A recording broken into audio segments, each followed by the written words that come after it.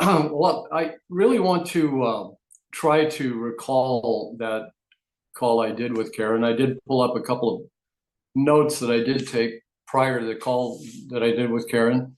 And I always deviate a little bit because I never really entirely go off notes. I just kind of let the spirit flow. And I think the basis of that call was, what is our purpose? And I know Karen on that call actually started the call by saying we are a nutraceutical company, not a pharmaceutical company. And in so doing that, we recognize that we don't treat, we don't cure, we don't mitigate disease with our products. But what we do is we support the human body in a way so it can reflect that perfection that is in our own DNA. And that's why it's necessary, especially at this time in history, that there are companies, nutraceutical companies like Neumi, companies that actually we can turn to help us support health and wellness. And that is, I think, the foundation of what we need to know going into the world and sharing. We need to know what our place is and how powerful our message is. But on that call with Karen, I talked a little bit about the history and where it turned, really, in my opinion, it turned bad. And it turned bad because of the influence of money. Back at the end of the 1800s, the early 1900s, the first billionaires were appearing on the planet, literally. And one of them, John D. Rockefeller, he controlled 90% of the oil production in the United States. And he was the first billionaire in the United States and possibly in the world. And he wanted to control more industry. So he got his hands into media and he went for pharmaceutical in a big way because it aligned it perfectly with where his real power was, which was oil. And pharmaceutical he saw as being a great avenue to release and build upon his chemical and oil industries.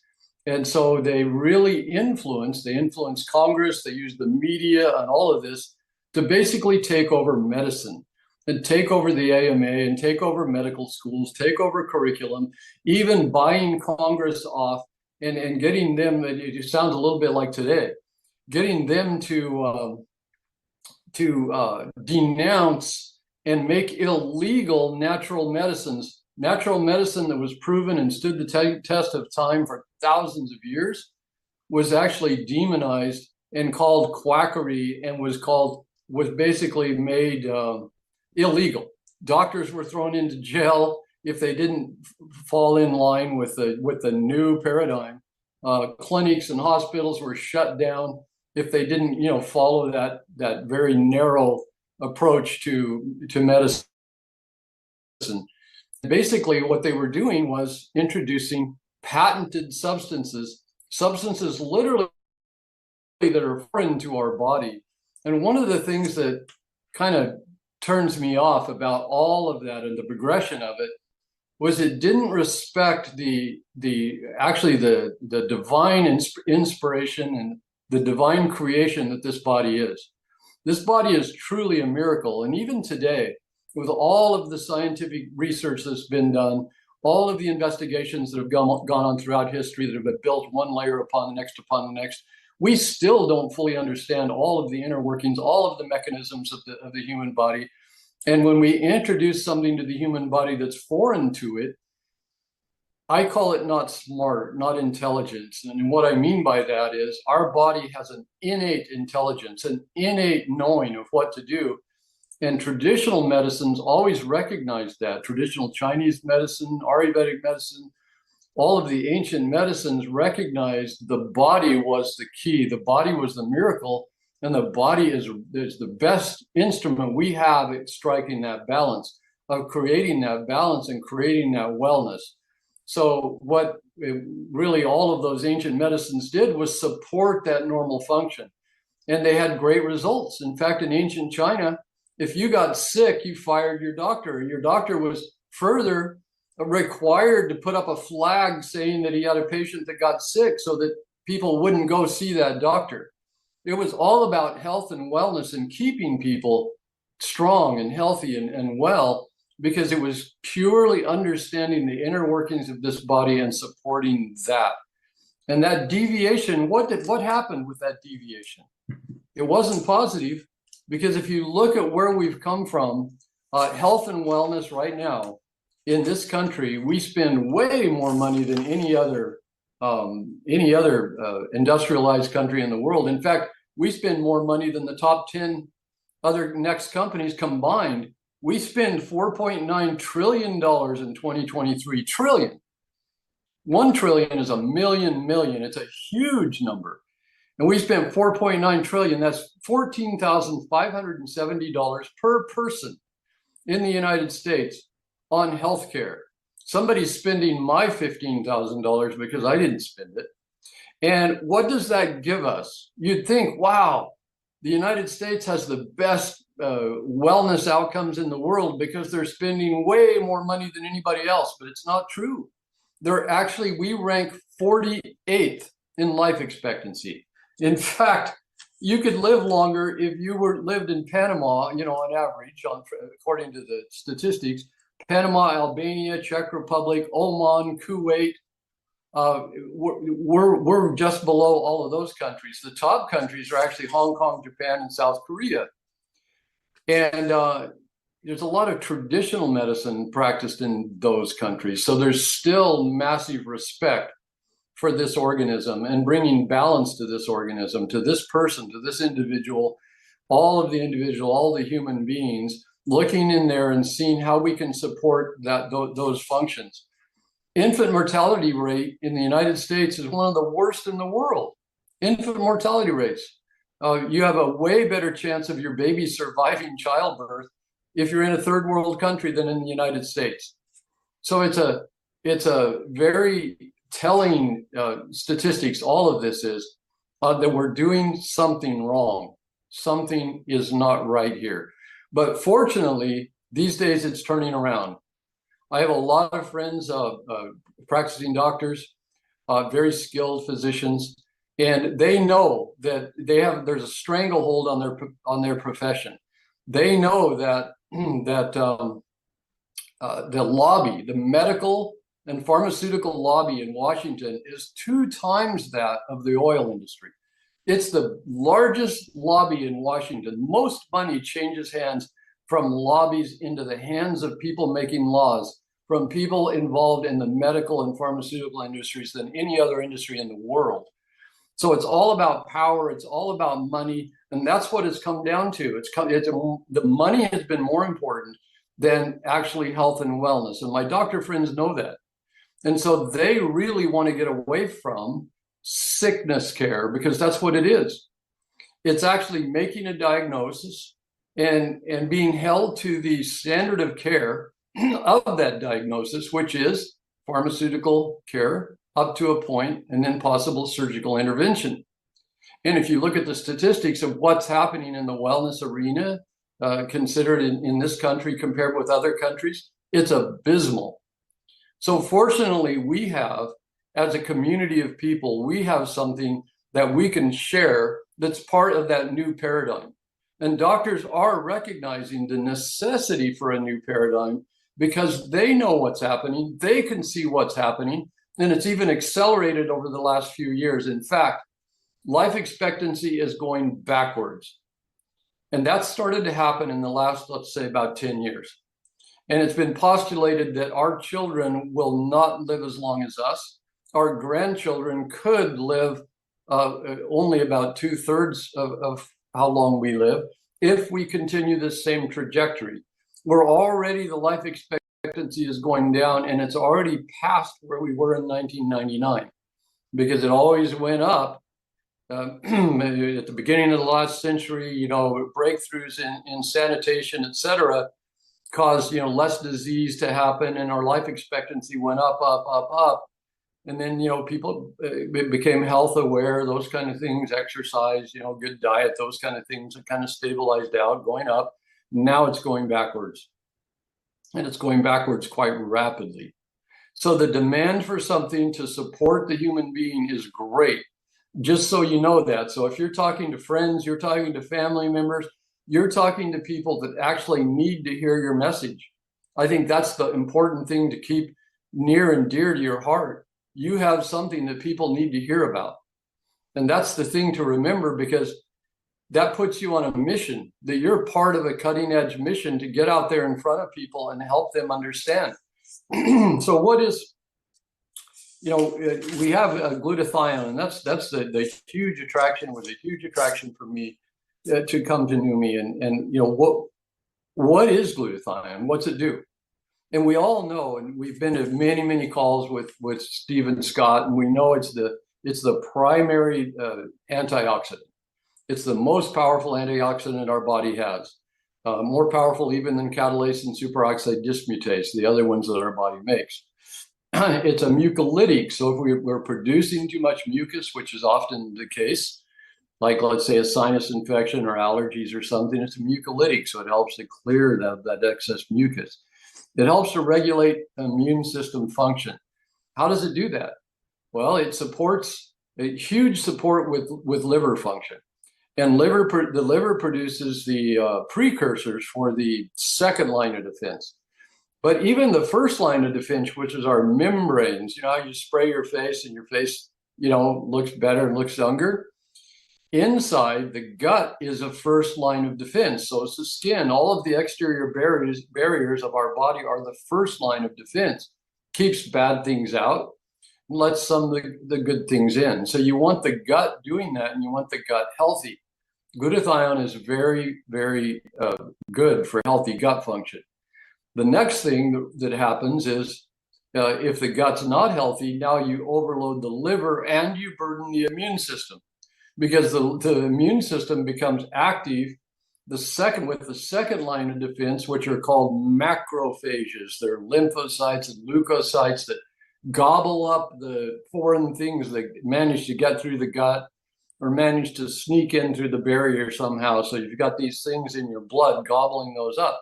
Those become large molecules. This gut gobbling this is a large molecule that gets carried to where? The liver. So the liver has to break it down and get rid of the pieces and start over again, because it's the thing that creates the precursors for the things that gobble things up. So the liver is running overtime trying to produce enough of those kinds of things, and at the same time 600 total functions that the liver does, and running usually behind at what it's supposed to be doing. And if you're running behind or overworked, you don't do as good a job as you should. So in this country, livers are struggling. Well, the liver is the other organ that is very important and very valuable to have adequate glutathione levels. In fact, glutathione is most found in the liver of any liver cells, the hepatocytes. That's where you find most of the glutathione as opposed to other cells. So in the immune system, when the little gobble up things start running low, what happens is the body starts to realize it needs to send out the third line of defense. The third line of defense are T cells and B cells. They're made in the thymus gland, right here behind your sternum in your chest. They're manufactured there, but they're a unique thing, a T cell.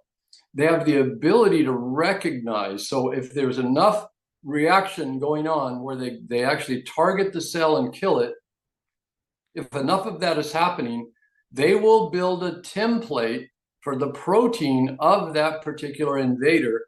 So now it doesn't have to build those, it just produces them, it just manufactures them. So it can produce a lot more, a lot faster.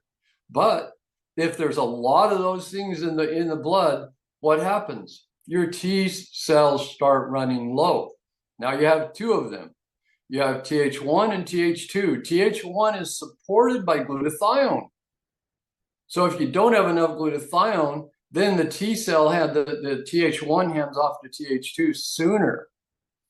Th2 also has that same ability to recognize a pattern in a protein structure, but it's not as good at keeping the memory of it. So what happens is it might have a similar protein that it sees that thinks it's a foreign thing, but it's not. It's your own body's tissues. If it's a synovial membrane that it starts attacking, you come down with a diagnosis of rheumatoid arthritis. If it's connective tissues that it's attacking, you come down with a diagnosis of scleroderma or lupus. If it's some part of your spinal cord that it's reacting to, you could come down with a diagnosis of Parkinson's or ALS or these other very serious neurological autoimmune diseases. If it's the thyroid gland it reacts to, that's Hashimoto's, or there's other syndromes as well. So we've seen the incidence of autoimmune disease increase by hundreds, and in some cases, 1,000% since the mid last century. We've seen the incidence of things like autism and Alzheimer's and these kinds of things, cardiovascular diseases, cancers, metabolic disorders. All of these things are epidemic currently today. It's no wonder the life expectancy is going backwards. Our body is struggling to maintain the balance that it was created to maintain, that our DNA tells it to maintain. In fact, we produce less and less glutathione as we get older. However, the DNA doesn't say to do that. The DNA knows that we produce glutathione inside the cells. And we produce enough according to what we need, because it's on a feedback loop. The body's constantly being told if there's not enough glutathione in a cell, it triggers the genes to build more. So you don't produce less and less as you get older. What happens? Why do we produce less and less? Because we live in the modern world. Back in ancient times, did people have to supplement glutathione? No. Because the heavy metal toxins weren't as pervasive as they are today. The forever chemicals weren't as pervasive as they are today.